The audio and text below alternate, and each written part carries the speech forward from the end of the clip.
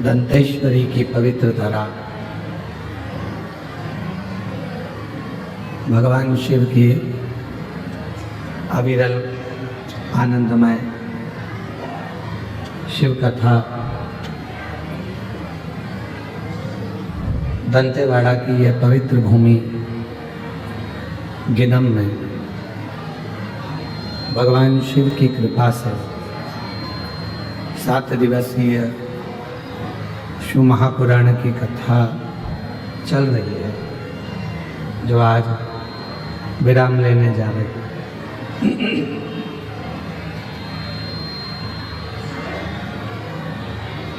शिव की कृपा से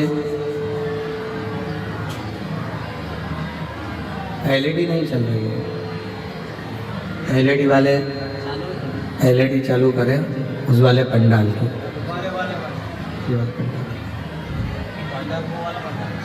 भगवान देवाधिदेव महादेव भगवान शिव जो संपूर्ण जगत का कल्याण करने वाले हैं और संपूर्ण जगत का उद्धार करने वाले हैं, ऐसे भगवान देवाधिदेव महादेव की ये पवित्र कथा गिदम क्षेत्र में भगवान शिव की ही कृपा से चल रही है। कथा के मुख्य यजमान स्वर्गीय अविनाश तिवारी जी, स्वर्गीय प्रमीला जी तिवारी, स्वर्गीय अश्विनी जी तिवारी जी की स्मृति में श्री विजय प्रसाद तिवारी जी, श्रीमती कमला तिवारी जी, श्री अभिलाष तिवारी जी, श्रीमती श्यामा तिवारी जी, श्री अभिनव तिवारी जी, श्रीमती शुभांगी तिवारी जी, श्री सुशील तिवारी जी, श्रीमती अरुणा तिवारी जी, श्रीमती अनुनेह तिवारी जी, श्री अभिजीत तिवारी जी, गिदम छत्तीसगढ़ से एक बार जोरदार ताली बजाकर इन सभी यजमान परिवार का स्वागत, वंदन, अभिनंदन। कथा मंडप में विराजमान श्री चेत्रा मटामी जी, विधानसभा दंतेवाड़ा विधायक छत्तीसगढ़, एक बार उनके लिए भी जोरदार ताली बजाकर स्वागत, वंदन, अभिनंदन। कथा मंडप में ही विराजमान स्वामी श्री विशुद्धानंद जी महाराज, शिवानंद आश्रम, गुमरगुंडा, दंतेवाड़ा, जिनकी एवं संपूर्ण क्षेत्रवासी जिन्होंने इस पवित्र कथा का दिव्यता और भव्यता के साथ में लाभ लिया।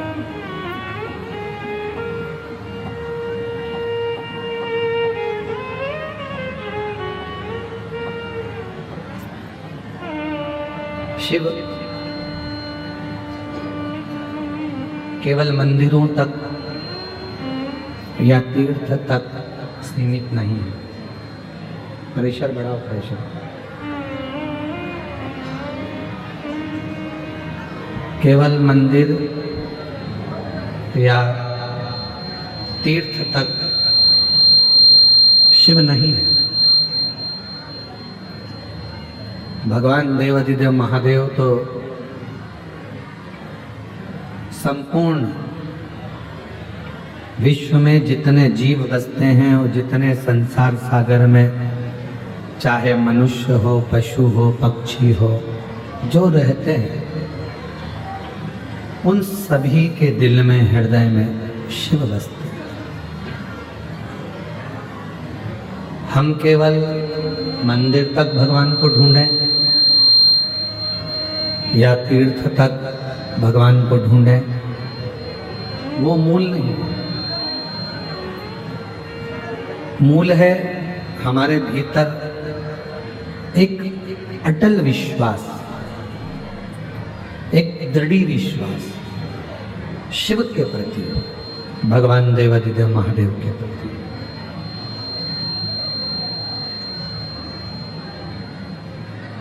ये आदिवासी वनवासी क्षेत्र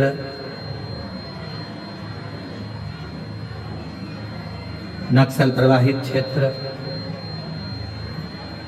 जहां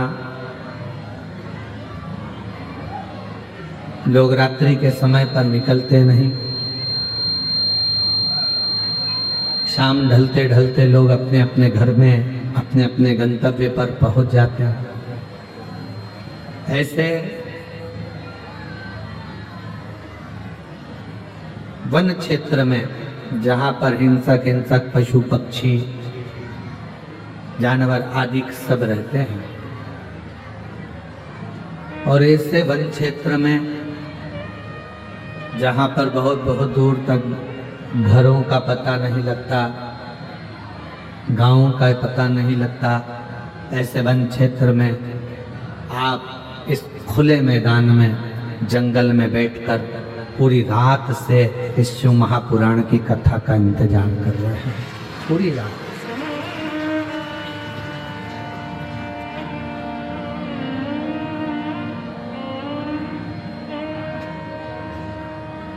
पूरी रात्रि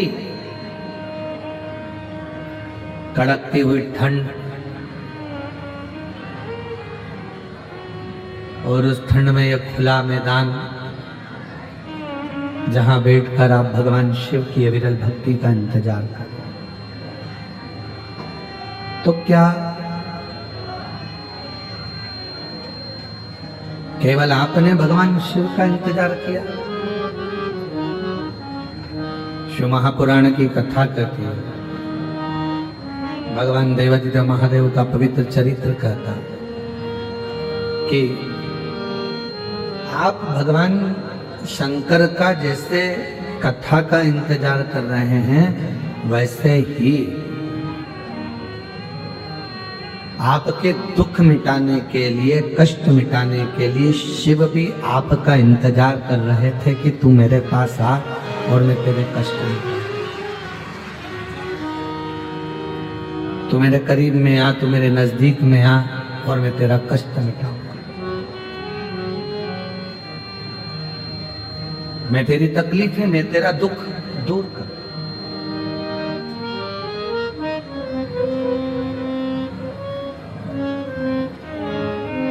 हम कहते हैं लक्ष्मी आए तो मैं दान करूं। हम कहते हैं कि लक्ष्मी आएगी तो हम दान करेंगे, पैसा आएगा तो हम दान करेंगे, धर्म करेंगे, पुण्य करेंगे।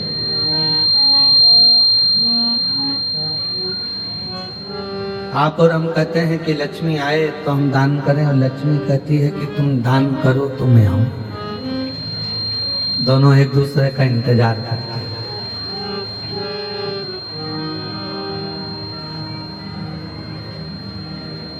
आप लक्ष्मी का इंतजार कर रहे हो कि वो आएगी तब मैं दान करूंगा, लक्ष्मी इंतजार कर रही है कि तू दान करना प्रारंभ कर, तुम्हें आना प्रारंभ कर। दोनों इंतजार कर। अब जैसे लक्ष्मी कहती है कि तू दान कर और आप कहते हो कि आए तो दान करो, उसी तरह शिव महापुराण भी कथा कहती है।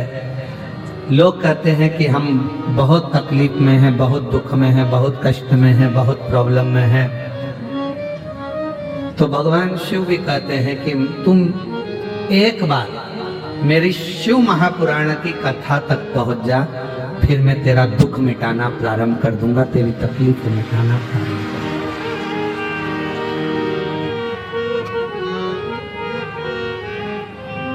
जब हम परमात्मा तक नहीं पहुंचेंगे, जब हम भगवान तक नहीं पहुंचेंगे, परमात्मा तक नहीं पहुंचेंगे, तो परमात्मा हम पर करुणा कैसे करे? सूर्य अपनी किरणों को दे रहा है, भास्कर अपनी किरणों को पृथ्वी पर भेज रहा है, सूर्य अपनी किरणों को पृथ्वी पर दे रहा है, भास्कर अपनी किरणों को मृत्यु लोक में भेज रहा है, और तुम छाता लगाकर बैठे रहो कि मुझे सूर्य की किरण तो आ ही नहीं रही है, सूर्य की किरण तो मुझे मिल ही नहीं रही है। और भगवान कह रहे हैं पहले छाता हटा, थोड़ा सा बाहर निकल, बाहर निकल कर अगर देखेगा तो वो सूर्य की किरण मैं तो प्रकाश कर रहा हूं पर तेरे तक पहुंच नहीं रही, क्योंकि तेरे पास में छाता है।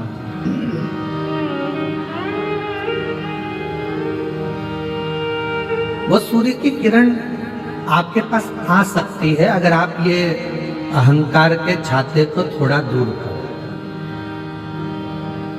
सूर्य की किरण आ सकती है यदि आप अपने भीतर के संशय के छाते को, जो हमारे भीतर अविश्वास है, हमारे भीतर जब विश्वास नहीं होता तो अविश्वास अंदर प्रकट होता चलेगा।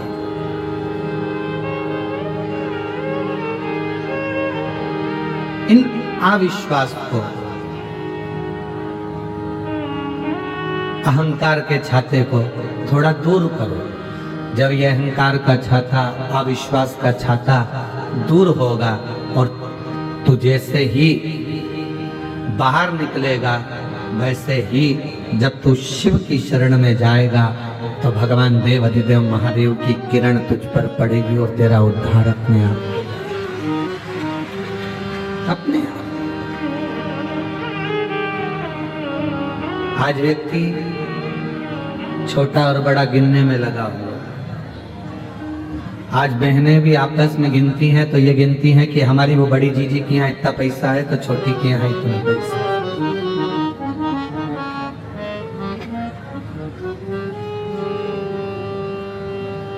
आज बड़ा और छोटा गिनने में दुनिया लगी है।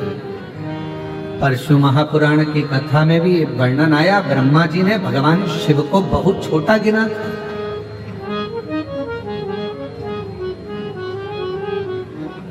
ब्रह्मदेव ने कह दिया था कि ये पूरी सृष्टि का रचना करता मैं हूँ, इस सृष्टि का संहार करता मैं हूँ, सृष्टि को चलाने वाला मैं हूँ, सृष्टि का भोजन देने वाला मैं हूँ, सृष्टि को रखने वाला मैं हूँ, सृष्टि को संचारित करने वाला मैं हूँ। ये ब्रह्मा जी ने भगवान विष्णु के सामने, भगवान नारायण के सामने शिव जी को बहुत छोटा बता दिया, बहुत।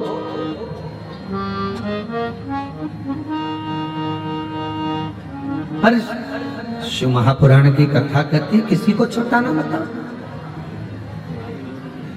किसी को छोटा ना समझिए।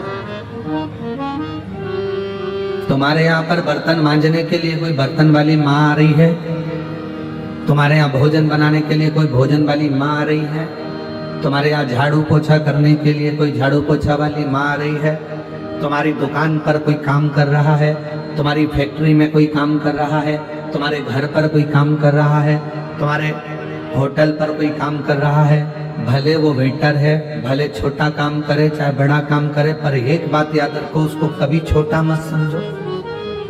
ना जाने कब समय का पहिया बदलेगा और हो सकता है जिस होटल पर जो नौकर काम कर रहा है वो सेठ बन जाए और तू नौकर बन जाए, इसलिए जीवन का कोई भरोसा। जो तुम्हारे यहाँ काम कर रहा है हो सकता है कि एक दिन उसका भाग्य खुल जाए, शिव जी की कृपा से एक लोटे जल से उसकी किस्मत बदल जाए और वो करोड़पति बनकर बैठे। जीवन में कोई छोटा बड़ा ना समझे। हम क्यों छोटा समझे?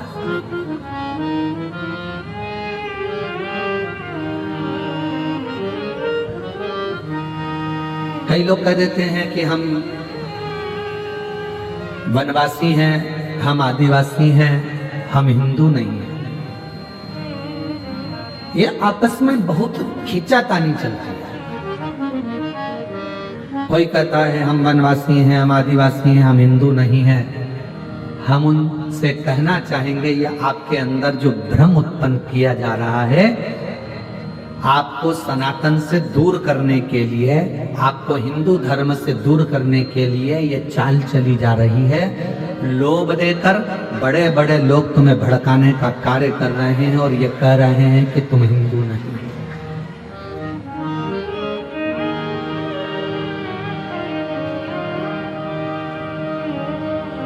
रेल में कौन कौन बैठा है? हाथ उठाओ जरा। ट्रेन में जो बैठा है, ठीक है। बस में कौन कौन बैठा है? चलिए रखो।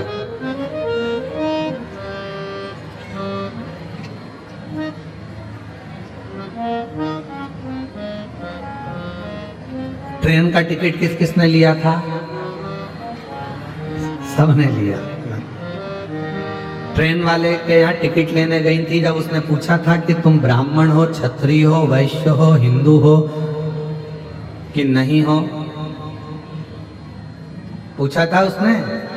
नहीं। क्या करा उसने? तो तुमने पैसा दिया और उसने टिकट दिया। ट्रेन के अंदर किसी ने तुमसे पूछा, टीटी ने, किसी ने, कि तुम कौन हो, आदिवासी हो, वनवासी हो, हिंदू हो, क्या हो? तुम बताया तुमने उसको? कुछ कोई नहीं पूछा। ये भ्रम हमने उत्पन्न करा। उस पीसी को मालूम है कि ये इंसान है, मानव है, मनु की संतान है, और जिन मनु ने ब्रह्मा जी के द्वारा प्रकट हुए हैं उन ब्रह्मा जी के पुत्र मनु हैं, और मनु के पुत्र संसार में जितने मनुष्य हैं ये सब मनु की औलाद हैं, इसलिए मनुष्य कहलाते हैं। ये मनु की संतान है इसलिए ये मनुष्य है, ये मानव, ये मनुष्य।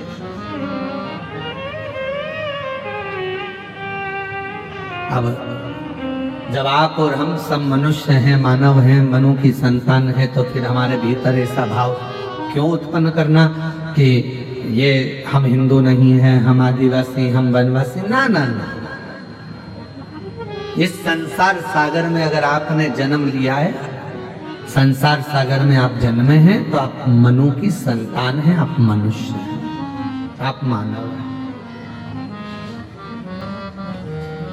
अब उसमें कोई आपको संशय उत्पन्न करा दे, कोई आपसे कह दे कि नहीं आप हिंदू ही नहीं हो, तो ये समझ लेना कि तुम्हारा फायदा उठाना चाहते हैं, और कहीं ना कहीं किसी न किसी रूप में तुमसे लाभ उठाकर एक दिन तुमको ही लात मारकर गिरा देंगे, और एक दिन खुद सत्ता में आकर बैठ जाएंगे और तुमको नीचे पटक देंगे। ये दुनिया की रीत है।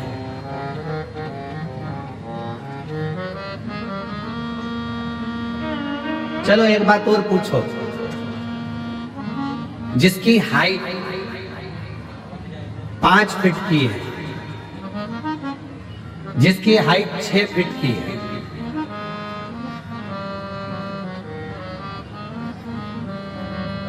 और जिसकी हाइट 3.5 फीट 4 फीट की है, कोई बहुत छोटा है, उम्र हो गई उसकी 32 साल, पर हाइट छोटी रह गई। ट्रेन का टिकट आधा लगेगा क्या उसका? अरे बोलो तो जम के नहीं। कोई बोना है, छोटा है, टिकट तो उतना की उतना ही लगेगा। तुम्हारी हाइट अगर 7 फीट भी है तो टिकट उतना की उतना ही लगेगा।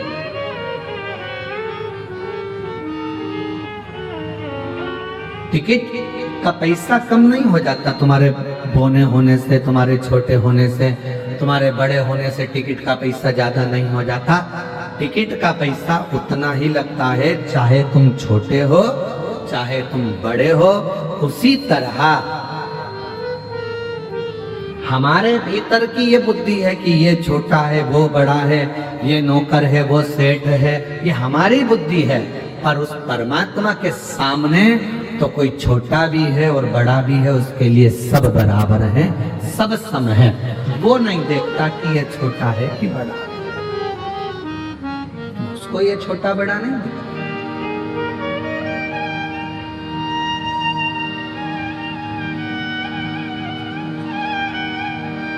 और दया करो भगवान, सब पर दया करो,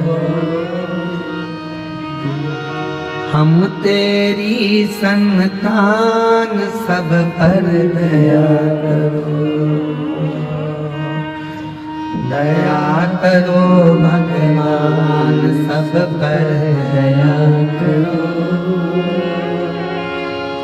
हम तेरी संतान, सब पर दया करो। दया करो भगवान, सब पर दया करो, हम तेरी संतान, सब पर दया करो। झूठे जगत में फंसा हुआ हूँ, माया से मैं घिरा हुआ हूँ। झूठे जगत में फंसा हुआ हूँ, माया से मैं घिरा हुआ हूँ। झूठे जग में फंसा हुआ हूँ, माया से मैं घिरा हुआ हूँ। झूठे जग में फंसा हुआ माया से मैं घिरा हुआ। हम तेरी संतान, हम पर दया करो भगवान, सब पर दया करो। हम तेरी संतान, हम पर दया करो। दया करो भगवान, सब पर दया करो। ये संपूर्ण ब्रह्मांड में जितने मानव हैं, छोटे से छोटा हो, आदिवासी हो, वनवासी हो, कोई सेठ हो, कोई गरीब हो, कोई अमीर हो, कोई ब्राह्मण हो, कोई वैश्य हो, कोई क्षत्रिय हो, कोई शूद्र हो, कोई भी हो, वो है उसकी औलाद, है उसकी संतान।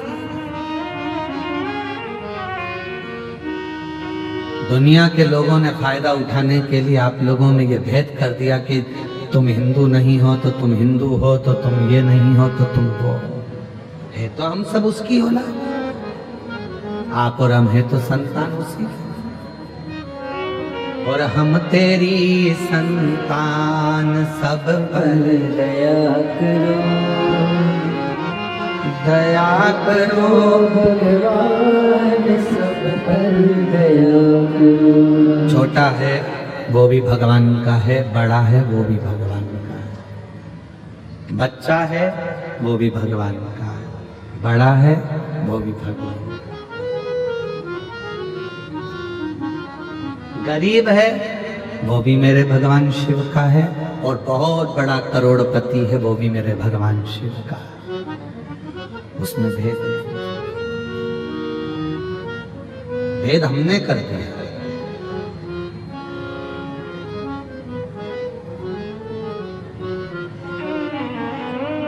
हम भेद कर दिए,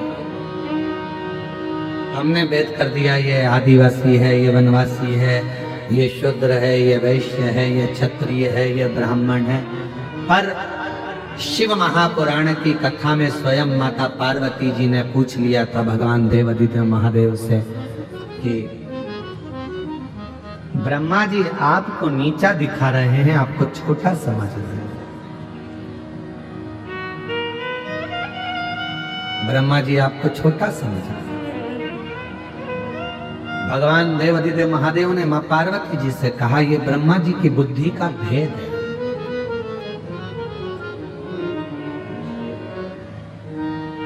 ये ब्रह्मा जी की बुद्धि का भेद है। जो ब्रह्मा मुझको छोटा समझ रहे हैं, स्वयं को श्रेष्ठ समझ रहे हैं, उसको ज्यादा बता रहे हैं, उसको कम बता रहे हैं। कोई विद्वान जब भी व्यासपीठ पर बैठेगा, कोई विद्वान कभी भी अगर व्यासपीठ पर बैठेगा तो कभी भी ना तो किसी व्यक्ति की निंदा करेगा और ना कभी किसी देवी देवता को ऊपर या नीचे बताएगा। सारे देवताओं को, अगर विद्वान कथाकार है, विद्वान संत है, विद्वान साधु है, विद्वान गुरु है, विद्वान वक्ता है, विद्वान कथाकार है, तो अपनी व्यासपीठ पर बैठकर वो किसी की भी, चाहे कोई महाराज हो, कोई व्यक्ति हो, विशेष हो, ना कभी किसी की निंदा करता है और ना कभी किसी देवी देवता को ऊंचा नीचा बताता है। वो जिसकी आराधना करता है उसकी श्रेष्ठता बताता है, पर देवताओं को नीचा नहीं बताएगा। कोई नहीं कहेगा कि राम बड़े हैं, कि कृष्ण छोटे हैं, कि शिव बड़े हैं, कि ब्रह्मा छोटे हैं, कि भगवान विष्णु बड़े हैं, कि ये बड़े हैं, कि वो छोटे हैं। ये कभी कोई कथाकार नहीं कहेगा अगर विद्वान है, क्योंकि उसने कथा में सुन रखा है। उसने श्रीमद् भागवत हो, अग्नि पुराण हो, पद्म पुराण हो, ब्रह्म वैवर्त पुराण हो, शिव पुराण हो, जितनी पुराणे होती हैं सारी पुराणों में लिखा है कि ब्रह्मा, विष्णु और महेश, इन तीनों में कोई भेद नहीं होता है। ये तीनों एक हैं, ये तीनों अलग नहीं। राम, कृष्ण, शिव सब एक है।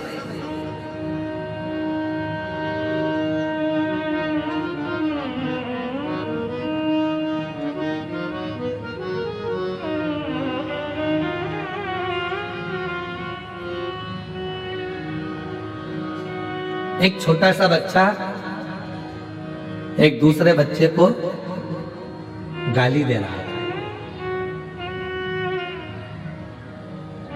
दूसरे बच्चे को गाली दे रहा है, और बहुत गंदी सी गाली कोई उच्चारण कर कर उसकी माता जी को दे रहा है। सुना, रुके, बच्चे को बुलाया गाड़ी के पास में कि आपने उस बच्चे को माता की गाली दी, एक बात बताओ, उसकी माता में और तुम्हारी माता में कोई अंतर होता है क्या? उसकी माता ने उसको जन्म दिया और तुम्हारी माता ने तुमको जन्म दिया। जब हम किसी दूसरे व्यक्ति को उसकी माता का नाम लेकर गाली देते हैं तो गाली उसको नहीं लगती, हमारी खुद की माता को गाली लगती है। इसलिए गाली देने से पहले सोचो।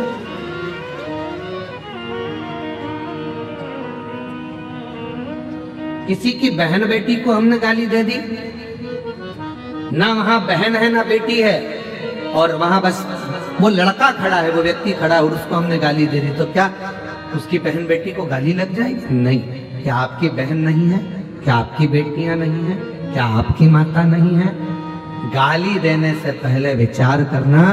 हम जब एक उंगली किसी पर उठाते हैं तो ये जो 3 उंगलियां हैं ये हमारी ओर मुड़ती हैं और कहती हैं कि मुझे तो एक गाली लगी और उस गाली की बाकी की गालियां 3 तुझे, तेरी माता को, तेरे भाई को, तेरी बहन को और तुझको लगी है। आप एक उंगली उठा के देखो, करो ऐसा, सब करो, एक उंगली उठाओ, जल्दी उठाओ सब लोग, और हमारी ओर एक उंगली करो, ऐसा ऐसे करो उंगली। आप करके देखिए तुमने उंगली, हमारी ओर कितनी उंगली गई? जम के बोलो, 1। तुम्हारी ओर कितनी गई? 3।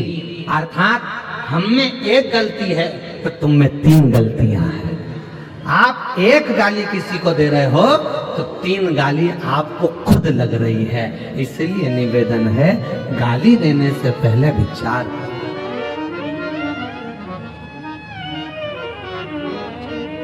उठाया और किसी को माता की गाली दे दी, कोई को बहन बेटियों की गाली दे दी, वो गाली उसको ध्यान रखिएगा कि खुद को लग रही है, स्वयं। माता में कोई भेद नहीं है। माता बोलो, मां दंतेश्वरी में,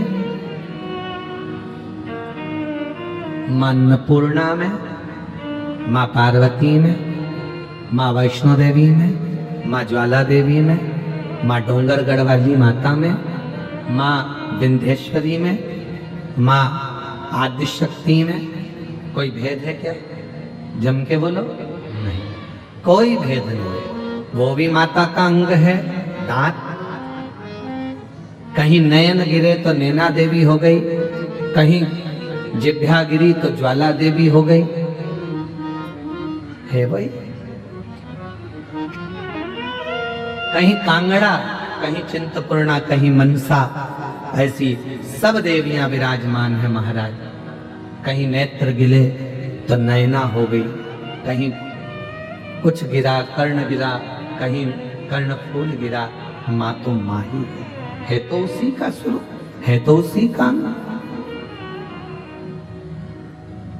हम क्यों भेद करें? शिव महापुराण की कथा भेद करना नहीं सीखा। कर्ज चुकाना सरल है, पर फर्ज अदा करना कठिन है, बहुत कठिन। कर्ज चुकाना सरल है पर फर्ज अदा करना कठिन है। किसी ने आपको कुछ दिया, आपने चुका दिया, कोई ने गाली दी, आपने बककर गाली चुका दिया, कोई ने आपको थप्पड़ मारा, आपने मार कर चुका दिया, कोई ने कुछ दिया, आपने देकर चुका दिया। कर्ज चुकाना सरल है पर फर्ज को अदा करना बहुत कठिन है। फर्ज अदा, आज व्यक्ति फर्ज अदा नहीं कर पा रहा। बेटा अपना फर्ज अदा नहीं कर पा रहा है, पिता अपना फर्ज अदा नहीं कर पा रहा है, माँ अपना फर्ज अदा नहीं कर पा रही है, बच्चे अपना फर्ज अदा नहीं कर पा रहे, मां अपना फर्ज अदा नहीं कर रही। बड़े बड़े शहरों में जन्म मां देती है बच्चे को और लेकर एक साथ में कोई महिला सेविका उनके साथ में रहती है, दासी के रूप में वो बच्चा संभालती रहती है। शहरों में एक नई चीज आ गई, अपने बच्चे को दूसरी कोई एक पैसे से महीने से तनख्वाह में 50,000 रुपए, 30,000, 10,000, 20,000 रुपए में कोई एक माता को रख लिया जाता है जो आपके बच्चे को संभालती है। कितना आश्चर्य है, तुम्हारे बच्चे को नौकरानी संभाल रही है और कुत्ते के बच्चे को तुम संभाल रहे हो।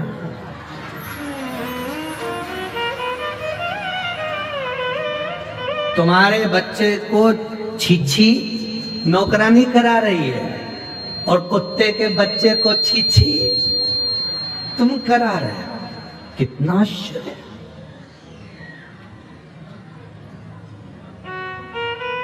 तुम्हारे बच्चे को भोजन नौकरानी करा रही है और कुत्ते के बच्चे को पप्पी पप्पी पप्पी और उसको भोजन तुम करा रहे हो। अरे डूब मरो रे, पानी नहीं हो तो बस्तर से ले जाओ।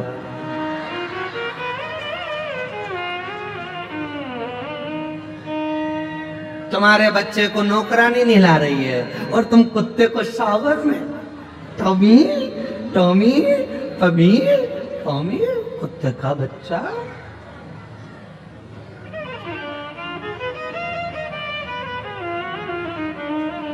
और आया बुढ़ापा, तुम्हारे बच्चे को नौकरानी ने पाल पोस कर बड़ा करा और अब आया तुम्हारा बुढ़ापा। अब तुम्हें तुम्हारे बच्चों की जरूरत पड़ी कि हमारा बच्चा हमारा बुढ़ापा सुधारेगा, हमारा बच्चा हमारा बुढ़ापा संभालेगा। तो बच्चे भी कह देते हैं हमारा बचपन तुमने नहीं संभाला तो हम तुम्हारा बुढ़ापा क्या खाक संभाले। हमारे बचपन को तुमने संभाला, हमारे बचपन को अगर तुम संवारते तो हम तुम्हारा बुढ़ापा संवारते। मेरी जीजियों, अपने बच्चों को खूब प्रेम दीजिए, पढ़ाइए, विद्वान बनाइए, विद्वान। कल एक जज महोदय मिलने के लिए आए थे तो बता रहे थे कि गुरुदेव, मेरे पिताजी जब 15 वर्ष का था मैं तब वो शांत हो गए और मेरी माँ ने, जो पढ़ी लिखी नहीं है, हम वनवासी हैं, आदिवासी हैं और मेरी माँ पढ़ी लिखी नहीं है। माँ भी आई थी उनके साथ, मेरी माँ पढ़ी लिखी नहीं है। मैं 15 साल का था जब पिताजी चले गए, माँ पढ़ी लिखी नहीं है, छोटा सा मकान हमारा, हम धमतरी के पास के रहने वाले हैं, हमारे पास में कुछ भी नहीं था, ना हमारी जमीन थी, ना हमारे पास में गाय भैंस थी। मेरी माँ दूसरे के यहाँ जाकर धान काटती थी, धान की बुआई करती थी। मैं जब अपनी माँ को देखता था कि धान काट रही है मेरी माँ, बुआई कर रही है मेरी माँ, पानी में खड़ी हुई है मेरी माँ, पिताजी नहीं है, हमारा पेट भर रही है मेरी माँ।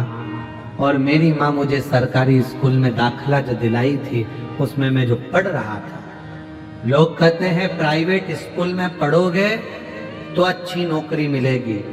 वो जज महोदय कह रहे थे मेरी माँ के पास पैसा नहीं था कि वो सरकारी स्कूल को छोड़कर प्राइवेट में पढ़ाए।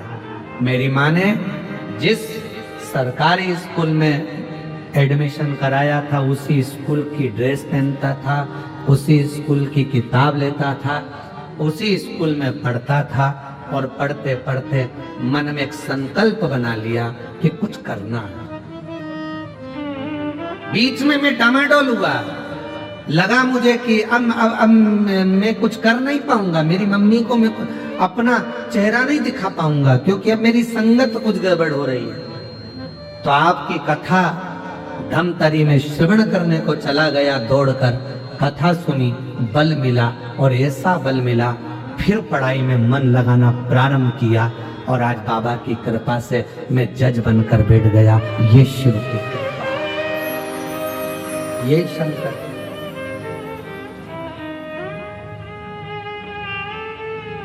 जरूरी नहीं कि आपकी मम्मी बहुत पढ़ी लिखी होंगी। बच्चे कहते हैं तुमने हमारे लिए क्या करा, उन्होंने कुछ नहीं करा, उन्होंने कुछ नहीं करा, पर फर्ज तो तुम्हारा है ना। कर्ज अदा करना सरल है पर फर्ज अदा करना कठिन है। धर्म पत्नी का फर्ज है अपने पति का आदर करना, धर्म पत्नी का फर्ज है पति को प्रणाम करना, धर्म पत्नी का फर्ज है पति के माता पिता को भी नमन करना, धर्म पत्नी का फर्ज है पति का सत्कार करना, उसकी बातों को काटना नहीं। और पति का फर्ज है उसके माँ बाप का आदर करना, पति का फर्ज है उसको भी सम्मान देना, चार लोगों में कभी अपशब्द ना कहना, ये पति का भी फर्ज है। कौन फर्ज अदा कर रहा है? कर्ज अदा करना सरल है पर फर्ज निभाना कठिन हो गया। बेटा बाप का फर्ज अदा नहीं कर रहा है, बाप बेटे के लिए फर्ज अदा नहीं कर रहा है, माँ बच्चों के लिए फर्ज अदा नहीं कर रही है, सास बहू के लिए फर्ज अदा नहीं कर रही है। केवल इसको फर्ज नहीं कहते कि तुम्हारे घर में बहू आई तो उसको साड़ी दिला दो, केवल इसको फर्ज नहीं कहते कि तुम्हारी बहू आने वाली है तो उसकी रकम बनवा दो, सोना चांदी दिला दो, कमर तगड़ी बना दो, उसके पाँव की पायल बनवा दो। इसको फर्ज नहीं कहते कि बच्चों का केवल विवाह कर दो, फर्ज अदा कर दिया। एक सास का सबसे बड़ा फर्ज होता है कि उसके घर में जब बहू प्रवेश कर रही है तो उसके मन में यह भाव होना चाहिए कि मेरे अंदर जितने संस्कार हैं, जितना मैं अच्छा कर सकती हूँ, मेरे अंदर मेरे माँ बाप ने जो संस्कार देकर भेजे हैं, मेरी बहू को कुछ भी नहीं आता होगा तो भी मरने से पहले मैं उसको पूरे संस्कार देकर जाऊंगी। और बहू में ये फर्ज होना चाहिए कि मेरी मम्मी ने अगर कुछ भी कहा वो बात दूसरी थी, पर अब यहाँ मैं अगर आई हूँ और मेरी सास मुझे सिखाना चाहेगी, बताना चाहेगी, टोकेगी, बार बार टोकेगी। सास क्यों टोकती है? क्योंकि उसने अपना बुढ़ापा ऐसे ही नहीं निकाल दिया, बहुत धक्के खाकर जिंदगी निकाली है।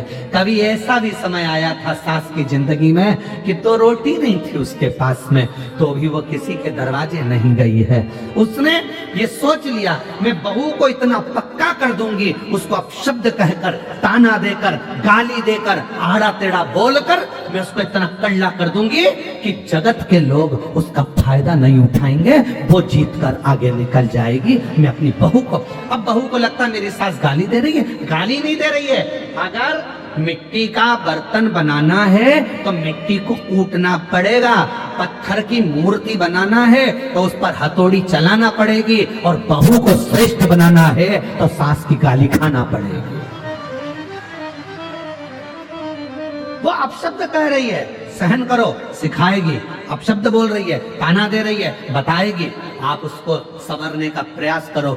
जो पत्थर मूर्ति बनाते समय चोट सहन नहीं करता, वो जमीन पर लगता है, तुम्हारे घर के ओटले पर रखता है, तुम्हारे घर के फर्श में लगता है। और जो मार्बल पीटा जाता है और जो तराशते समय टूटता नहीं है, वो मंदिर में पूजन करता है, उस पत्थर की पूजन होती है, मूर्ति बनती है। पत्थर वही है, एक ही खदान का निकला जो तुम्हारे घर में लगा, एक ही खदान का निकला जो मंदिर में पूजा रहा है। पत्थर एक ही है, बस चोट सहन कर ली तो मंदिर में पूजा गया, और जो चोट सहन नहीं कर पाया वो जमीन में थूक, पान, लात सब खा रहा। फर्ज अदा करिए। कर्ज चुकाना सरल है पर फर्ज निभाना कठिन है। आज भाई से भाई का फर्ज नहीं निभ रहा,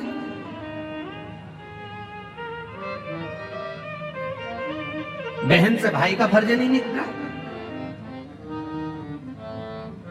भाई को बहन का फर्ज निभाना नहीं आ रहा। कहां है फर्ज? कौन निभा रहा है? कौन? जब कोई मरता है पूरा परिवार एक जगह पर इकट्ठा हो जाता है। यहाँ पर होते हैं कि नहीं होते हमें नहीं मालूम, होते हैं यहाँ पर? अरे बोलो तो जम के। जब कोई मरता है तो पूरा परिवार इकट्ठा हो जाता है, दुख मनाते हैं, बेचारा मर गया। बहुत अच्छा, चले गए। और अब उसको कंधे पर उठा कर ले जाते, क्या कहते, बड़ा भाई इसको आगे लगाओ, छोरा है पीछे लगा, ये रिश्तेदार है इसको आगे लगा, ये उठाएंगे कंधे पर लेकर जाएंगे। दूसरे से कंधा भी नहीं लगवाते, परिवार वाले उठाते हैं। जितनी मेहनत उसके मरने के बाद तुमने उसको उठाने में लगाई, अगर उतनी मेहनत उसको जीते जी उठाने में लगा देते तो उसकी जिंदगी सफल जाती। दुख में था, बहुत तकलीफ में था, आप थोड़ा बल दे देते। क्यों चिंता करता है, मैं तेरा भाई हूं ना, 25-50 हजार की जरूरत पड़े मैं बैठा हूं, चिंता मत कर। भैया भाभी कुछ कहे, उसको क्यों बताना तुझे, मैं लगा रहा हूं तेरी दुकान में पैसा, जा जिस दिन तेरे पास आ जाए दे देना। 5 लाख रुपए कोई व्यापारी खाकर चले जाएगा, तुम उसका बाल माका नहीं कर सकते। और 5,000 रुपए सग्गा भाई खाकर चले जाएगा तो ताना दे दे के कोस कोस के मार देते हो। वो व्यापारी खा गया, पैसा डूब गया, ब्याज बट्टे में चले गया तो कुछ नहीं हुआ, और तुम्हारा सग्गा 5, 10, 50, 25,000 रुपए खा गया तो क्या दुख हो गया। समझना कि पूर्व का कोई हिसाब रह गया था जो आज चुकाया है तुमने। फर्ज अदा करो, फर्ज, बेटे हो माँ बाप के प्रति फर्ज अदा करो। जितने साल वो जिए उनकी अवस्था बढ़ती चली जाएगी, वो बिल्कुल बच्चे होते चले जाएंगे। पर तुम याद रखना, आज तुमने अगर अपने माँ बाप की सेवा करी है तो तुम्हारी बहू भी आएगी, वो भी तुम्हारी सेवा करेगी, और तुम्हारा बेटा भी तुम्हारी सेवा करेगा।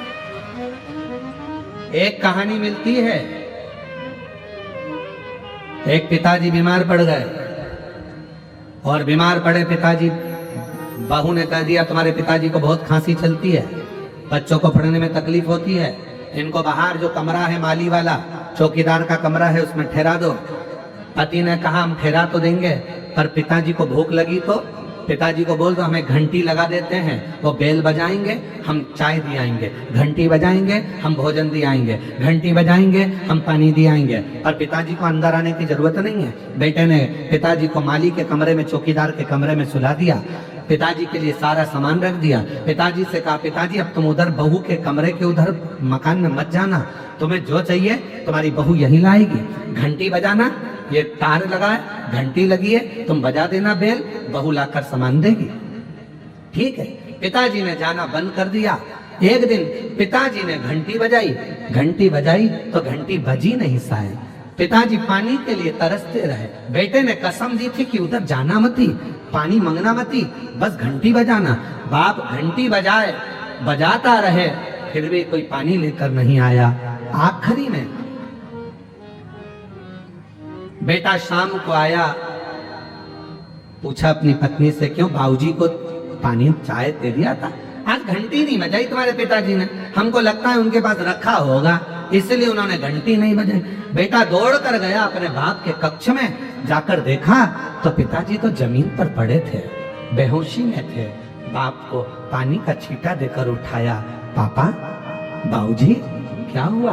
बेटा आज मुझे लगता है घंटी के तार को उंदरा ने, चूहे ने कतर दिया, घंटी बजती नहीं है। बस इतना कहा, बेटा पानी पिलाता उससे पहले बाप मर गया। पिता चले गए, पिता मरा, अंतिम संस्कार किया गया। 10वें के पहले घर की सफाई होने लगी, सब साफ करने लगे घर को।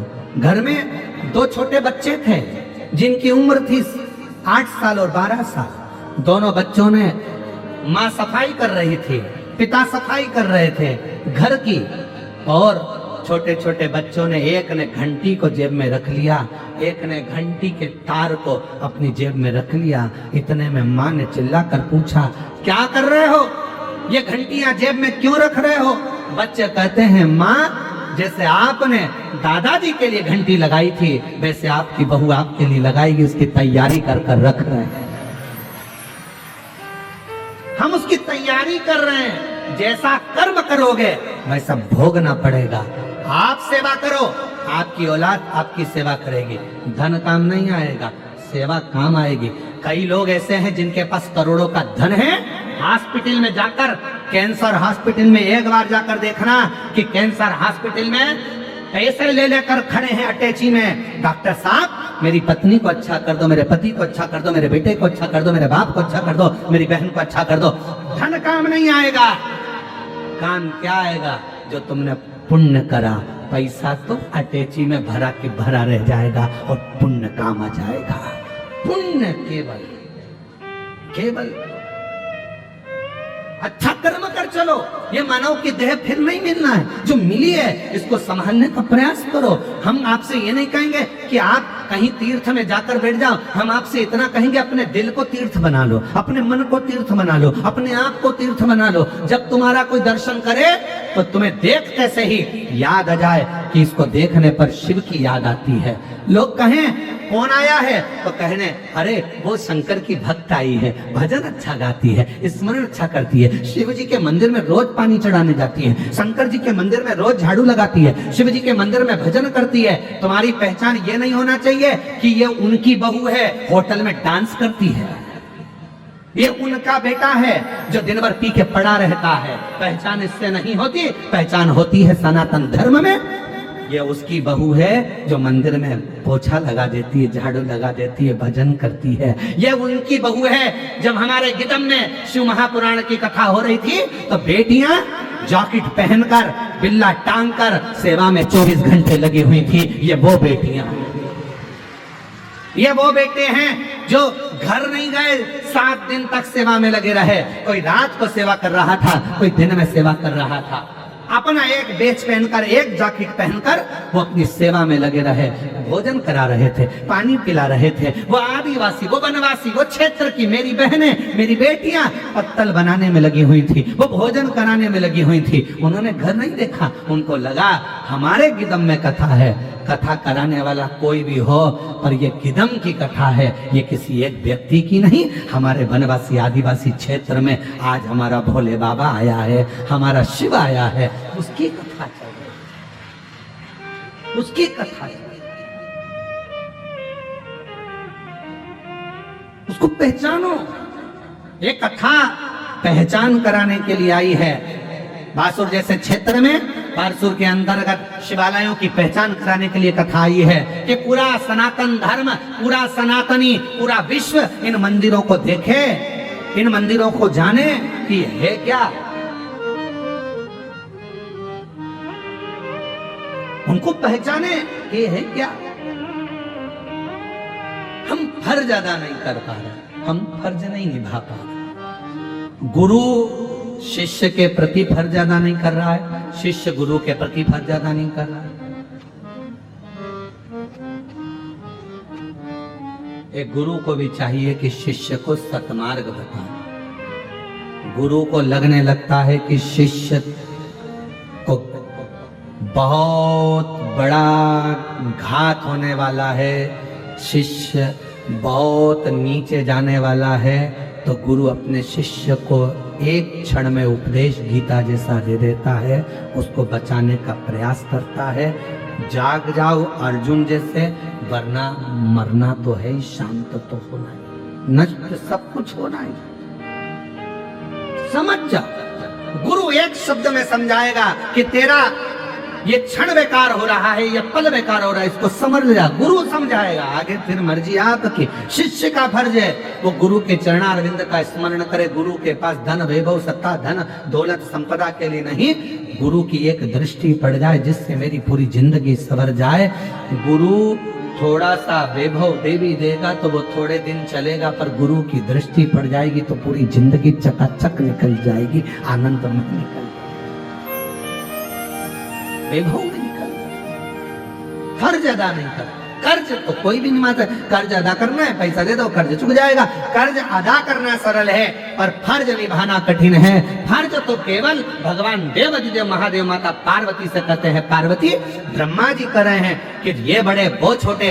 असली अगर कोई वक्ता होता, असली अगर कोई संत साधु गुरुजन तपस्वी या अच्छा कोई कथाकार सत्यवादी अगर कोई कथाकार होता है, वो अपनी व्यासपीठ पर बैठकर किसी महाराज की, किसी संत की, किसी साधु की, किसी गुरुजन की कभी निंदा नहीं करता है। अच्छा कथाकार है, संत है, श्रेष्ठ संत है, सत्यवादी संत है, तो किसी ईश्वर की निंदा नहीं करता। वो ये नहीं बोलता कि ये ईश्वर बड़ा है, वो ईश्वर छोटा है, राम बड़े की कृष्ण बड़े की शिव बड़े की ब्रह्मा बड़े की विष्णु बड़े। वो एक मानता है क्योंकि हम सब उसकी औलाद हैं। वो सब में समाया है, सब में एक नूर है, एक ज्योति है।